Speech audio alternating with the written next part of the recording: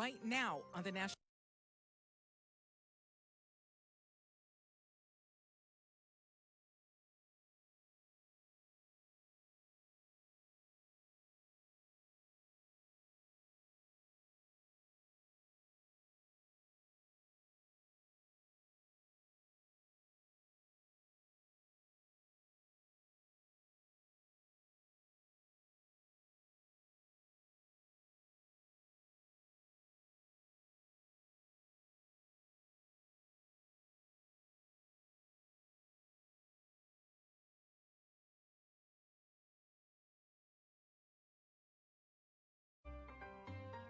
Right now on the National Weather Desk, tornadoes strike Texas, Oklahoma, and Arkansas. Everything is gone. While Florida and the East Coast are on alert for a late-season tropical storm, running dry from the mighty Mississippi. And right now, Mississippi River's not moving. It's dried up. To the fields of California, the drought is taking a toll across the nation. Special delivery, the role weather forecasting is playing on companies planning to launch drone delivery to your home. The weather's going to impact whether or not that package is going to show up to you. Winter blues, the return of standard time means more people will be feeling the impacts of seasonal affective disorder. You're lethargic, you're tired more often. You just don't feel like getting out of bed. And everything you need to know to watch the lunar eclipse. From our nation's capital, this is the National Weather Desk. Good morning and welcome to the National Weather Desk. I'm meteorologist Veronica Johnson. We'll get to all those stories, including a new tropical storm in the Atlantic, in just a few minutes. But we start with today's big weather stories, which are the storms that struck Arkansas, Oklahoma, and Texas over the weekend. The twister struck after sunset Friday night, bringing lightning, heavy rains, and winds. When the sun rose the next morning, you could see the power of the storm. Communities flattened, churches damaged or destroyed. This tornado took out anything in its path of destruction. This is Cason, a town in East Texas. A tornado swept a home completely off its foundation. Other homes also suffered some significant damage in the region. 2 homes were left with no walls. At least 1 resident was reportedly blown into a pasture, then hospitalized. And in Sims, Texas, southwest of Cason, more homes and vehicles suffered some pretty heavy damage from the storms. The video shows the power of the tornado downing pretty much anything in its path. That includes high-tension power lines, and there was also significant damage in Oklahoma. San Gelfin from our station in Tulsa, Oklahoma, has more from Idabel, Oklahoma. The Trinity Baptist Church in Idabel is all but leveled. Pastor Don Myers says he's blessed to live a few miles down the road. About 7:30, our lights started going off, and then around 8 o'clock, I started getting phone calls that there was damage at the church. But when I came in about an hour later, I was just shocked to see that what the damage meant in my mind was not what I saw when I came by it. We're looking at approximately 210 structures that were damaged, either minor or completely gutted. One of those structures belonged to Stephanie Harvey. It's not much of a structure anymore. Ceiling and the roof started coming down. That's it. The damage shocked Senator James Langford, who visited Stephanie's neighborhood. Devastation's bigger than what most people think when they've heard about the tornado here. Some residents are trying to repair their houses. Others are trying to turn negatives into positives, turning down trees into firewood. And some, like Stephanie, are just trying to salvage what they can. Everything is gone. And just trying to dig out a few pictures and save a few things like that. My children are alive. A lot of people might not have been so lucky. This morning, we're also keeping a close eye on subtropical storm Nicole, which is expected to hit Florida's Atlantic coast later this week. Right now, Nicole is in the Atlantic with maximum sustained winds of 45 miles an hour, but it's expected to be near hurricane strength when it reaches Florida sometime early Thursday morning. It could then head north, impacting areas of Georgia, the Carolinas, even Maryland and Virginia. And the time is here. The last total lunar eclipse that we had, well, that was a while back. And the next one isn't going to happen until 2025. But overnight, early Tuesday morning, before the sun rises, you'll be able to see it. It'll be visible on 4 continents. Meteorologist Tony Martin is in Johnsonstown, Pennsylvania, with details on how you can catch a glimpse of it. We have a total lunar eclipse coming up tonight. Hopefully you get a chance to get out and enjoy it if you're going to stay up late or wake up early tomorrow morning, because the next lunar eclipse will not be for a couple of years. 3:02 in the morning Eastern time, the penumbral eclipse will begin, and then things will accelerate from there. By 4:09 in the morning, the partial eclipse will start to take place. Then things really kick into high gear as we approach about 5:15 in the morning Eastern time. Total eclipse will begin at 5:17. It's maximized about 45 minutes or so after that at 6:05 in the morning, and then we continue to move things along at 6:42 a.m. again Eastern time. The total eclipse begins to come to an end, and then we start to go back to normal after that, coming up over the next hour or so. The next lunar eclipse will not be until March 14th, 2025. From the mighty Mississippi to the fields of California, the drought is having a huge impact on our nation, and the end result means that you're going to be paying more for food. We have two reports this morning. We start out now in the Midwest, where the Mississippi River is at historic lows. David Winter from our station in Cincinnati has details.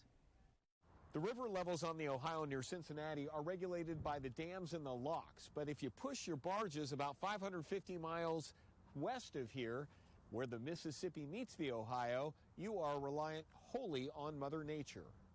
And Mother Nature is not playing nice. The National Weather Service shows river levels at historic lows, breaking records all along the Mississippi. And if product cannot get up and down the Mississippi, it cannot get to and from the Ohio River, where farmer Michael Garver gets his fertilizer and moves his grain. And that product has to go down the Mississippi River. And right now, the Mississippi River's not moving. It's dried up.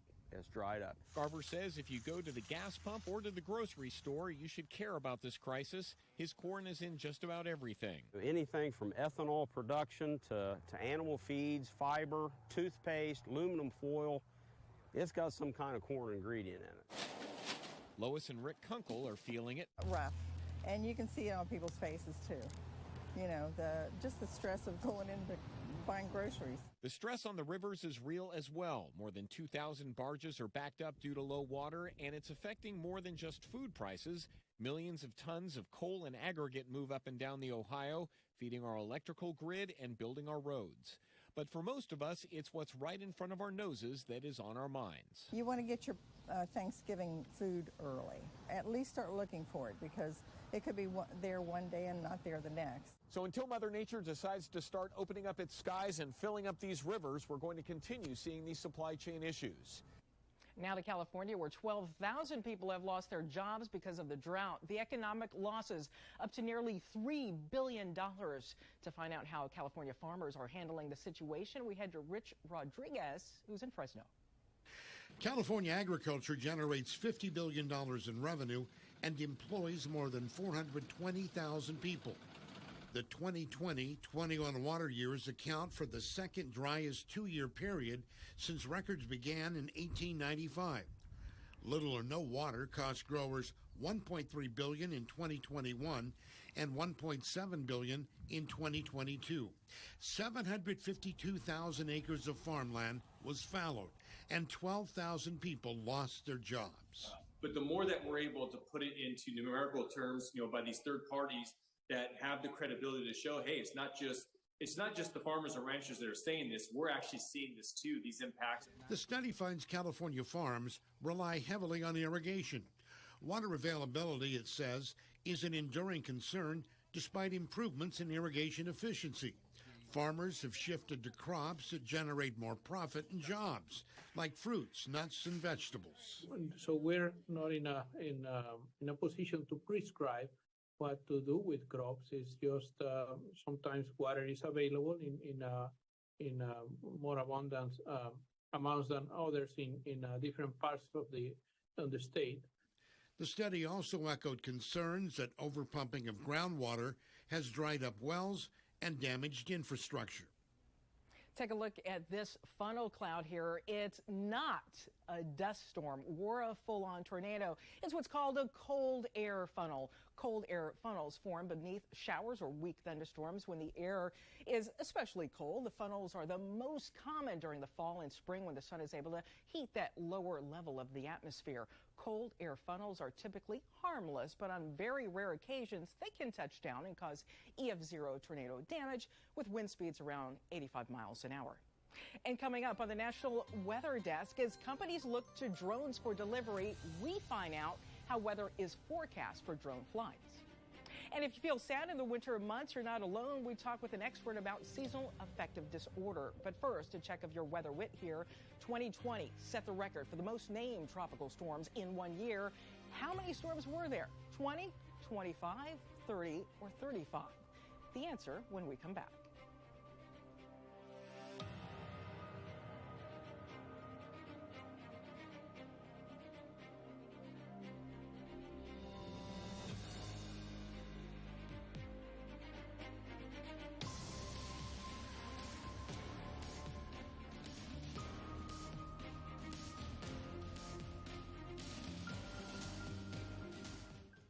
Hi, everyone. I'm meteorologist Charlie Lopresti with a look at the Northeast. We have another very warm day by November standards in the Northeast. We're talking 60s and 70s. Parts of western New York will be a little bit cooler here. There's a front moving through. Look for a lot of sunshine during the course of the day today. Temperatures, again, there they are in the 60s and 70s. Now, you will notice a major change by Tuesday on your election day. Notice these high temperatures, for the most part, we're going to be in the upper 40s and low 50s. Enjoy. I'm meteorologist Jonathan Myers, and here's a look at the Mid-Atlantic region, starting the day potentially with a shower or two from Richmond south and east across the lower Delmarva into the Carolinas, but exiting by about lunchtime, and then sunshine and a nice warm day for our Monday. But this weather maker coming through, it is a cold front, so it will turn cooler behind it, actually significantly so after highs near 84 today. Could only be in the 50s and 60s for tomorrow. That's the scene here. I'm meteorologist Vitas Reed. Here's a look at your southeast highs. It looks like we're going to see temperatures in the 70s in Nashville, 74 degrees, 84 in Birmingham, 85 in Macon, Atlanta, 82 degrees, 82 Raleigh, Charleston, 81 degrees. Down in Florida, looking at temperatures in the mid-80s from Tampa and West Palm. Looking at a little bit of spotty showers to start us off, but we clear out through Atlanta. Raleigh looking nice and clear, but we definitely in Florida have to watch out for this tropical potential system moving in for the middle of the week towards Wednesday, Thursday to give us some heavy rain across parts of Florida.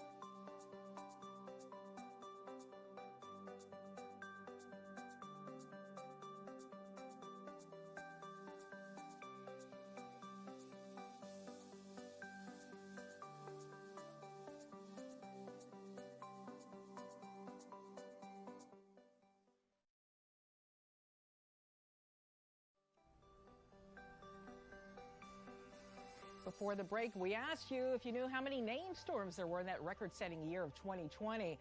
Did you get it? It was a whopping 30. If you recall, when the National Hurricane Center ran out of names, storms were named after the Greek letters. That was a whopper year. Now let's check to see the weather in cities across the country today. We're going to start out in Covington, Kentucky, where, yeah, they're looking at some partly cloudy skies today with an afternoon temperature of 67 degrees. There we go. And we'll head to St. Joseph's, Michigan, where they're expecting plenty of sunshine today. A little chilly, though. High temperature, get this, under 50 degrees. And Roanoke, Virginia, where there was a little bit fog this morning, just a touch of fog. But later today, there'll be some partly sunny skies and a high temperature of 80 degrees. And lastly, we'll head west to Austin, Texas, where skies are going to be overcast, some peaks of sunshine maybe this afternoon. A stray shower or thunderstorm is possible, and a high temperature of 82 degrees. Well, with the sun going down earlier and those days getting shorter and shorter, there is an increase in those impacted by seasonal affective disorder. We spoke with Dr. John White, Chief Medical Officer for WebMD, about how to tell if you're dealing with what's called SAD. Not feeling perhaps as robust as you typically do. You're lethargic, you're tired more often. You just don't feel like getting out of bed. or working. And you really have this sadness that's occurring relating to the weather. Now, we all have sadness in our lives and we all get depressed, but this is something that's occurring on a daily basis. And how do we know if it's, say, a depressed state that we're moving into based on just those days getting shorter, the darkness versus maybe something else that's going on? There's something called the PHQ-9, the Public Health Questionnaire 9, which is a series of 9 questions that anyone can take. They can Google it, and you can do it for yourself or for a loved one. And it's really trying to help you sort through your feelings and emotions. And depending upon what that score is, whether it's mild, moderate, or severe, you may need to take other steps. When it comes to SAD, is there a specific time of the season that you're seeing the most cases where you're treating people for that? Is it midwinter? It usually is very late fall, early winter. And that's because we're having that change in season, particularly it's getting even darker. The days are even shorter. The weather is colder. People are staying in more often. And those can all contribute to the sadness and depression. But what are some of the natural things that people can do to maybe get out of their funk? As always, it's about healthy eating, having fruits and vegetables. It's about trying to be active, 4 days of the week at least, even if it's just for 15 to 20 minutes. There really is this mind-body connection that we sometimes forget. And when I remind patients, there's no physical health without mental health, and there's no mental health without physical health. We haven't always acknowledged that. I think the pandemic has taught us that, and that's what we need to focus on. This and all those interviews are posted on YouTube. Just search the National Weather Desk. Below the video, you can find a link to the PHQ-9 test, as well as other helpful links if you're struggling with depression. Well, as we reported at the top of the show, there's a new tropical threat today in the Atlantic Ocean. As this is still hurricane season, we recently had a viewer ask about a post-tropical cyclone. So to find out, let's head to Mobile, Alabama, where Alan Seals used Hurricane Martin last week as an example. November is still hurricane season, and that storm right in the middle of the picture, it confirms that. It's what was known as Hurricane Martin. Now it's not a hurricane, it still is called Martin, but watch how it evolved in the last day and a half from a system that was somewhat circular, like you would expect a hurricane to look like, to one that has a comma shape, which tells you it has morphed in its structure. Now, this is a technicality. It still has hurricane force winds, but it's known as post-tropical, meaning it no longer has the true structure of a hurricane. And then there's another word you'll hear every once in a while, and that's extratropical, and that simply means a storm no longer is a tropical storm or hurricane, and it has moved out of the tropics. Different words, different phrases, but it's the same message. Stay updated. I'm meteorologist Alan Seals. Companies like Amazon, UPS, and FedEx are working on delivering items by drone in more locations across the country. There are other companies like True Weather who are working on forecasting for drone delivery.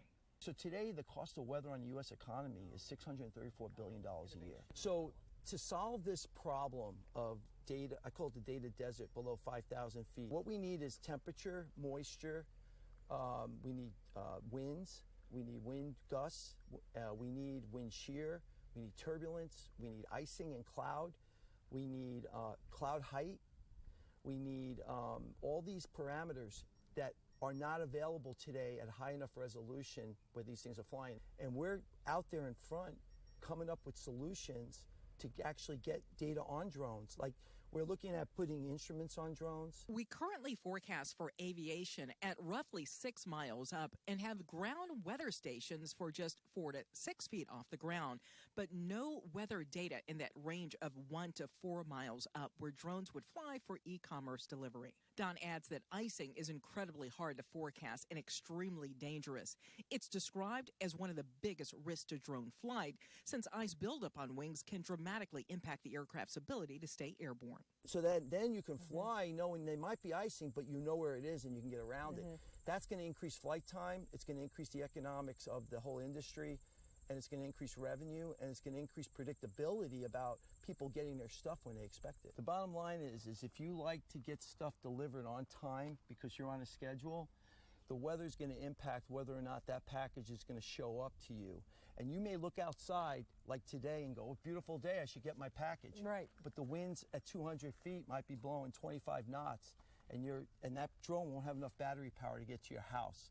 So you're going to be impacted by this. On this clear day when I was out with Don, we were waiting for what's called an inversion to break. This is where the winds aloft can increase quickly as the temperature profile of the air changes. It's going to break. I don't know where it is. We've had aircraft actually crash because they started taking off in weather like this. They thought that this was the way the weather's going to be, and they hit 20 and 30 knots all of a sudden and crashed. True Weather is going to be out there working with all these different entities, collecting this data and bringing it into our system and then getting it back out for simple insights. Don says as more companies put drones into the sky to collect weather data, it should always be verified. I'm working with the FAA right now to develop the new weather standards so that when you do put an instrument on, if you're going to share that with other people, it's going to have to pass a standard.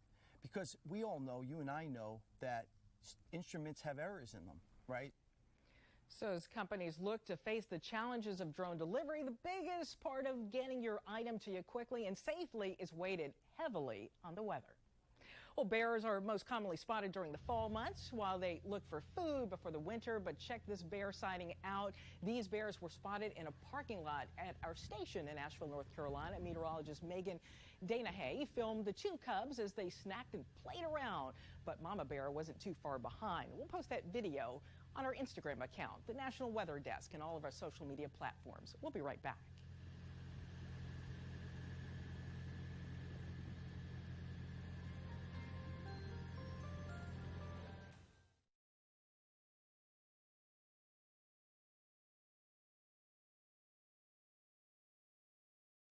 Well, a very good Monday morning, everyone. I'm meteorologist Andrew Buckmichael. Taking a look at your weather story across the Midwest. Pretty quiet for most of us today. Now, we're starting to see the winds pick up in the Dakotas. Colder air will be moving in as we go through the week, coming in from the west here. So a few showers as we get into the plains on Tuesday up towards Minnesota, but still pretty quiet for most of the Midwest, at least through Wednesday. That colder air will be blasting in later this week.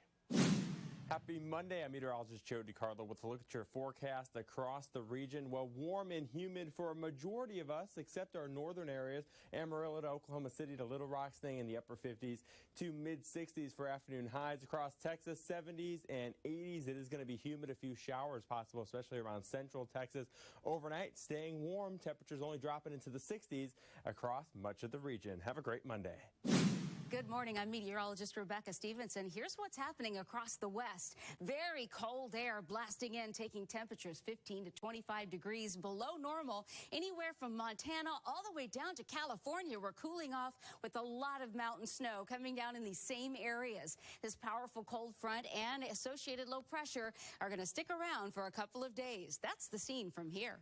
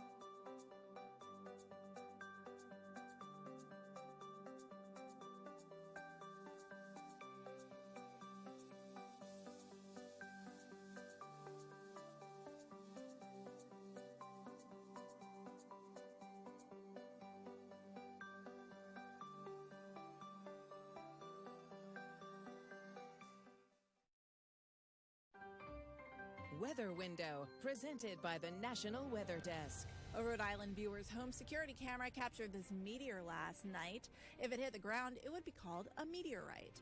Next, we head to Piedmont, Alabama, where this dust devil was spotted. Dust devils are typically strong, short-lived, and usually pretty harmless. And winter has arrived in Montana. Ski season there is just a few weeks away. For more content like this, follow the National Weather Desk on Instagram. And we just love showcasing the bounty of content from our meteorologists. But here is where we get to highlight what we get from you, our viewers. This stunning photo shows the foggy morning in western North Carolina. Notice how the hill looks almost like it's painted in gold. And check out this white squirrel here next, caught amongst the fall leaves. Teresa Barnwell spotted this in her backyard. And another foggy shot, this one was taken at Sam's Gap on the Tennessee-North Carolina state line. A beautiful, beautiful farm amongst the hills. And we'd love to share your weather content on air. You can find us on all of your favorite social media platforms, including Facebook, Twitter, Instagram, TikTok, and YouTube. Just search at NatWS Desk or the National Weather Desk. And we'll be right back.